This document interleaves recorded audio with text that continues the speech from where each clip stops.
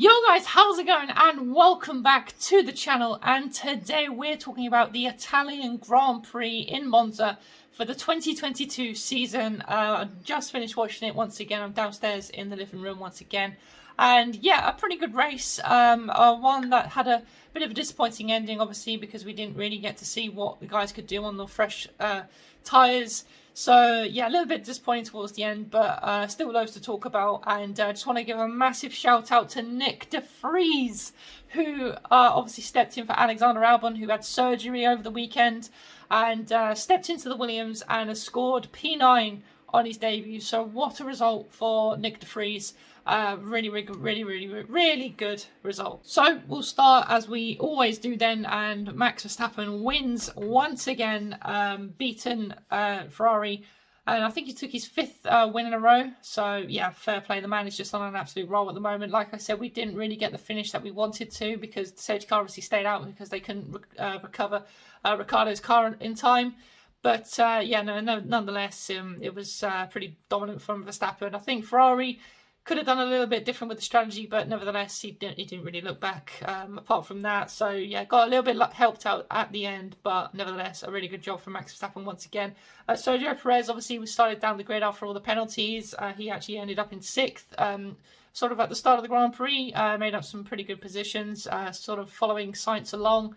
I had a few scraps with Sainz here and there, and then obviously, and then he had a problem with the brakes, which, well, I thought it was going to be a brake failure, but sorted itself out in the end, so that was good for him. And then he managed to carry on and end up in sixth place, like I said. So all ended up well in the end, but yeah, good result for Red Bull once again. Next up then, Ferrari, and like I mentioned, Charles Leclerc P2 obviously got the pole position. Max also had the grid penalty, which I forgot to mention as well. But yeah, Ferrari, I think they could have done a little bit different with the strategy. Obviously, the virtual safety car came out, and then yeah, unfortunately, the safety car didn't come back in, or we didn't get a red flag or anything, which I'm still not really understanding why, because in Azerbaijan, obviously last year, we managed to get a red flag with like 2 laps to go, and then had a sprint towards the end. Not just for the race win, but just, you know, throughout the whole field. It would have been awesome to see with all the people on the fresh tyres, but unfortunately never came to it.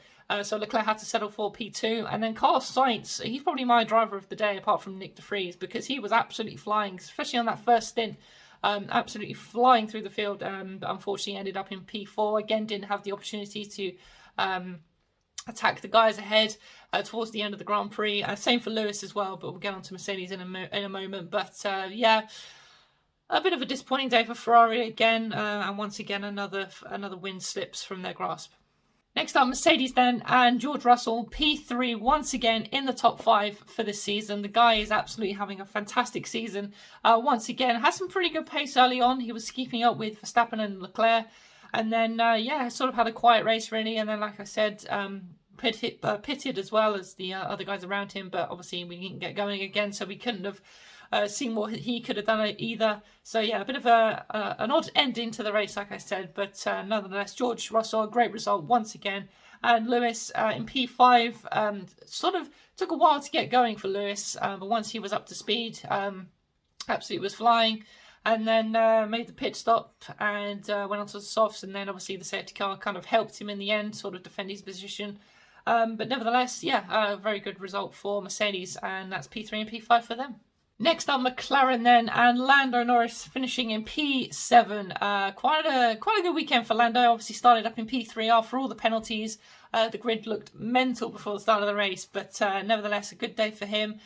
Sort of in that battle with Gasly and Zhou and de Vries.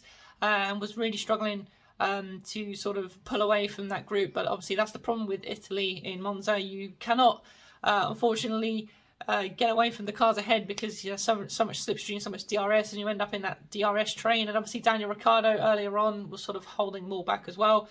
And obviously Daniel Ricciardo as well was going so well on for points, and finally for the first time actually felt like he had pace throughout the entire Grand Prix. Because, you know, recently he has been starting well and then falling off the cliff. But, yeah, unfortunately it wasn't meant to be for Daniel. He obviously retired towards the end of the race, which brought out the safety car. And then they couldn't get rid of the car because it was stuck in gear. Well, they did manage to get rid of it at the end. But by that time, it was too late to get everything going because they had to unlap themselves, all the back markers and all that. So, yeah. bit of a disappointing end for the race, and also for Daniel Ricciardo as well. AlphaTauri next then, and like I mentioned, Pierre Gasly was in that sort of fight with the midfield. He ended up in P8, so more points for AlphaTauri, which is definitely what they need at the moment, being caught by Aston Martin, who had a terrible weekend, but we'll get onto them in a second. But yeah, P8 for Gasly, sort of holding off De Vries towards the end as he sort of started coming into his own just before we had the safety car towards the end. But yeah, a good day for Gasly, and like I said, it was pretty solid job from the Frenchman. Yuki Tsunoda in P14 as well. Didn't see anything of Tsunoda really throughout the entire Grand Prix. Just didn't really have the pace. So yeah, not a good day for him, but more points for AlphaTauri. And here we go then. Williams, like I just mentioned, Nick De Vries stepped in for Albon in qualifying. Well, I think it actually was for practice 3, but literally stepped in the car and he did amazing into Q2. Into Q3? No, Q2. And then obviously got promoted up into the top 10. But yeah, what a result for Nick De Vries. Honestly, the man is on fire at the moment. And while obviously he's had the practice sessions as well, which probably has helped a little bit. So yeah, but I mean, to still step in a car like that and perform like that is just amazing, especially when you've got Latifi in 15th last out of all the runners. Just brilliant to see for him. But yeah, really good for Nick De Vries. But yeah, Nicholas, once again, didn't see anything of him, and he's definitely gone at the end of the year, guarantee. Next up is Alfa Romeo then. Once again, I think they'll be a little bit disappointed, especially obviously Alfa Romeo being an Italian team. Guan Yu Zhou managed to get a point in the end after trying to hunt down De Vries, and obviously with Ricciardo's time, and that promoted him up into the points. So P10 for Guan Yu Zhou. But yeah, sort of again in that sort of DRS train, really struggled to get past De Vries. It was looking like he was going to get past towards the end just before the safety car came out, but unfortunately wasn't able to. Bottas had a horrible start. I think he went across the bumps into turn 1, and then unfortunately just didn't see anything of him after that. So I don't know if he had damage or anything like that, but honestly, Bottas has absolutely fallen off. I don't know what has happened to him. But not a good day for Alfa Romeo. Another disappointing day, and a bit of a shocking day as well for Alpine. And that is Esteban Ocon and Fernando Alonso. Ocon P11. They really struggled in quali. And Alonso also retired as well. He had a bit of an issue over the radio. I think he said something was wrong. And then, unfortunately had to retire towards the end of the Grand Prix. And then Ocon, just didn't really see much of Ocon. They just, like I said, they just didn't have pace compared to what we've been seeing. So, that's given McLaren a much-needed boost in the constructors with Norris's finish. But again, it could have looked a lot better for McLaren, especially with Ricciardo in the points as well. But it wasn't meant to be, so Alpine, no points this weekend. And finally, once again, Haas are absolutely nowhere. I think the only thing we sort of saw of Haas was when Mick was battling with Latifi, locked up into turn 1 and went round the outside of turn 2, which was actually quite a good move. Then Latifi got him back, and then Mick got him back straight after again. So I think that's pretty much the only thing we saw of Haas, which we knew they weren't going to be very strong coming into this weekend anyway, but nevertheless, when you see it in the actual race, it's still disappointing to see. So yeah, no points for Haas. Magnussen actually getting a 5-second time penalty as well on lap 1, turn 1, where I think he went across the track. I think he gained an advantage. I think that's why he got it. But not a good day for Haas. And but I think, like I said, I think they'll come back in strong for Singapore as well as Mercedes.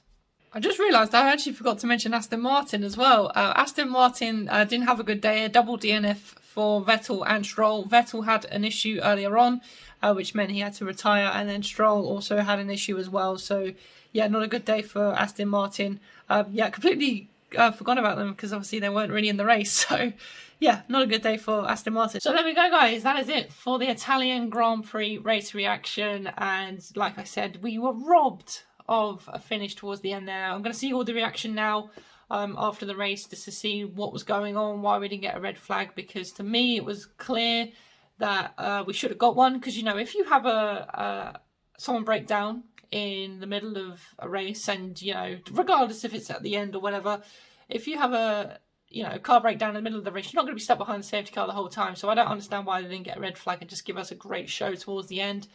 But nevertheless, you know, it is what it is, and hindsight's a wonderful thing. So nevertheless, guys, if you have enjoyed it, please do give it a thumbs up. As always, subscribe to the channel if you are new, and I will see you all again in 2 weeks' time for the Singapore Grand Prix. Take care.